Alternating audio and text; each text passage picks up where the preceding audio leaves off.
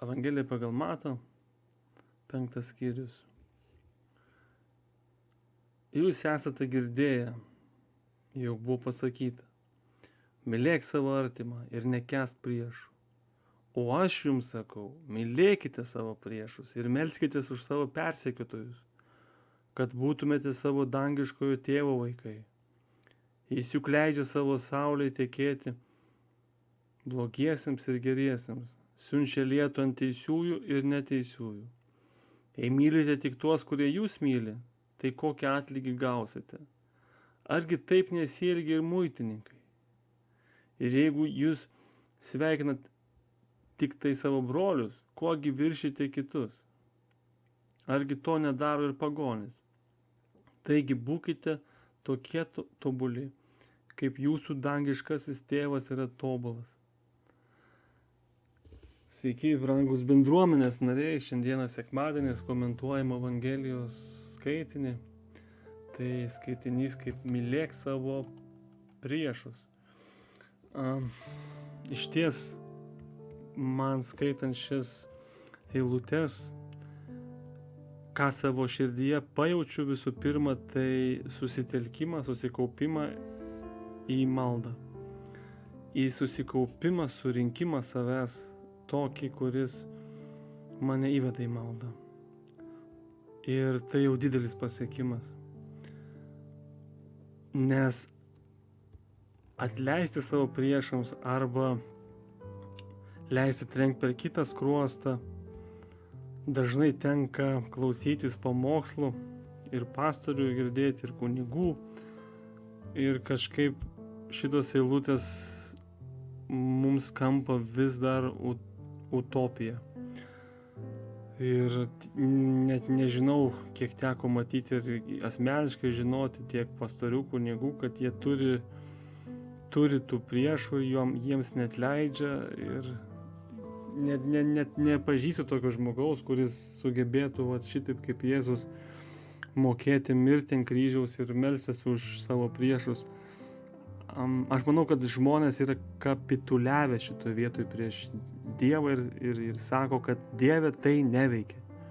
Nes jeigu mes leisime blogiui šitaip elgtis, tai tada vagis vogtų, nesustabdomai eitų karai plistų, tarsi blogis klestėtų be jokio pasipriešinimo.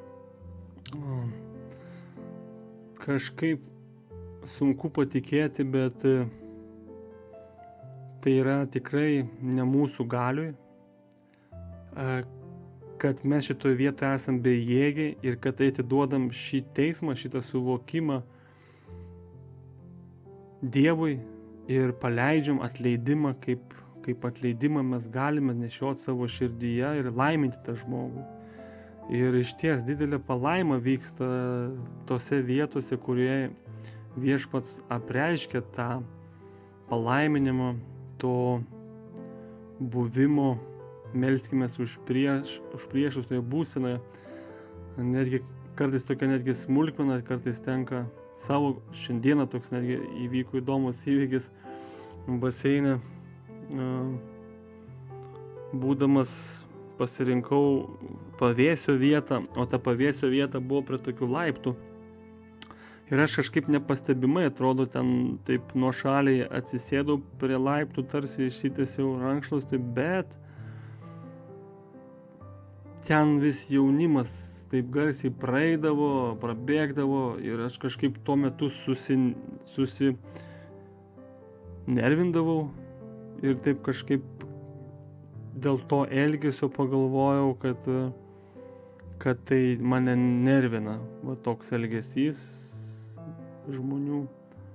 Ir paskiau kažkaip ramiai bandau save surinkti ir kažkaip žiūriu, kad aš čia stoviu prie šitų laiptų netinkamoj vietoj ir dar nervojus, kad čia žmonės ne taip praeina.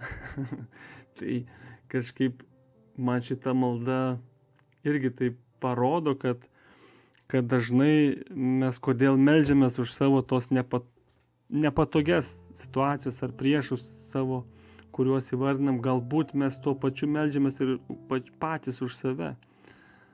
kad pamatytumėm save, kodėl mes šitą leidom, kad taip įvyktų ir kad ar mes neleidžiam manipuliuoti mumis, nes aš esu girdėjęs, kad leidimas manipuliuoti manimi yra tiek pat nuodėmė, tiek kiek ir manipuliatoriui. Tai atpažinti tą prieš čia save, atpažinti tą nepatogumą, išpažinti tą, kad galbūt ta situacija atveria man asmeniškai kažką tokio, ką turiu suvokti, suprasti, išmokti. Galbūt tai yra šventa žaizda, galbūt tai yra žaizda, iš kurios ir ateina nauja viskas.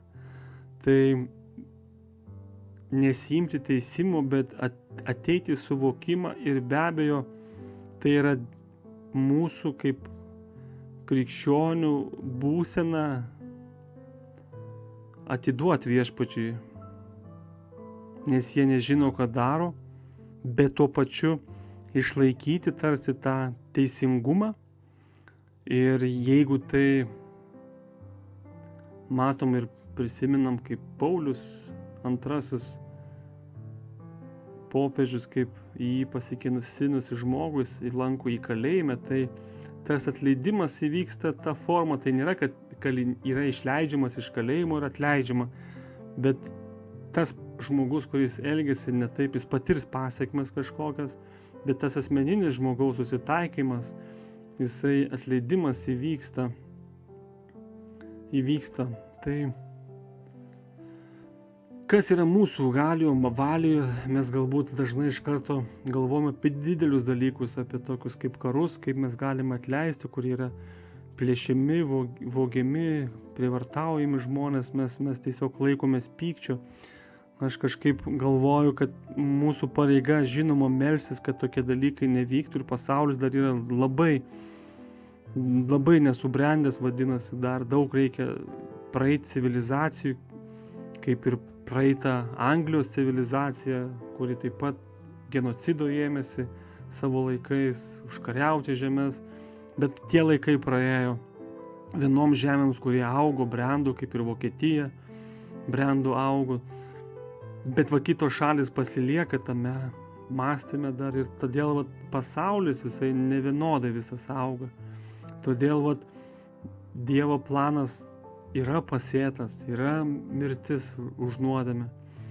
Ir ta taika, jinai nėra, kad jos nėra, jinai ateina, jinai eina per krikščionis ir per krikščionių tą sąmoningą buvimo kartu su Dievu, per kurį Dievas gali ir veikti, kurį gali davesti iki susitikimo su savo priešu ir kad tai didelė kaina yra sumokėta atleidimo Kristaus ir be galo yra sunku tai suvokti mum patiem kaip atleidimą, kaip atleisti kitam ir kuris tave galbūt išties niekina. Ir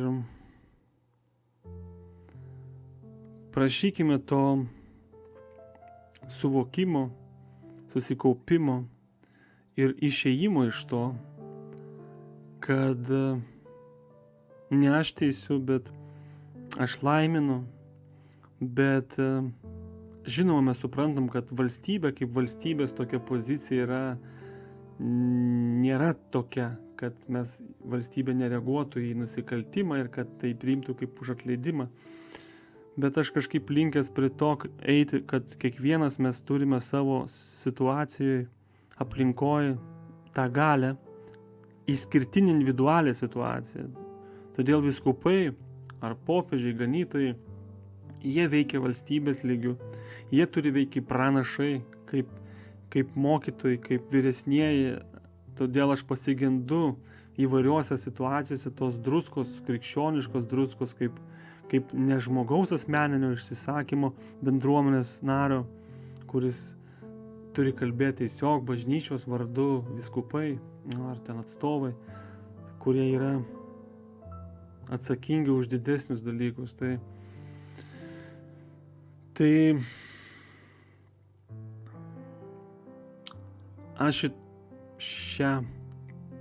šį komentarą noriu komentuoti tik tiek, kad atiduoti galime situaciją, melstis už šitas situacijas ir prašyti tų situacijų, kad jos atsidengtų ir tikėti, kad tai įvyks malonė ir nauja po mano mąstymo, naujai iš šito kvietimo, viešpaties kvietimo. Nes aš jums sakau, ne kaip sakydavo anksčiau dantis už dantį, bet jau Dievas duoda naują įsakymą, kad mylėtume savo priešus. Taip.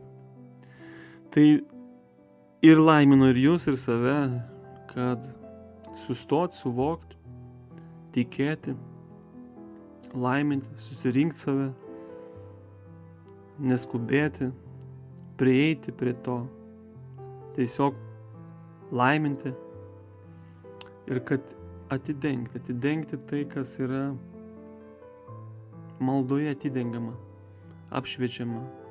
Galbūt tai yra mano priešas pats aš. Tai su tuo ir meldžiu viešpaties Dievo, kad galėčiau pats save pakęsti, kad galėčiau pats save pakelti, kad galėčiau pats sugebėti priimti save kaip priešą savo pačiam savo gyvenime, nes mano širdis yra pašaukta eiti į tą viešpaties malonės suvokimą ir dydį pažinimą to atleidimo ir tik su viešpačiu, tik su jo antgamtinė jėga galime suprast, suvokt, pakelti. Amen.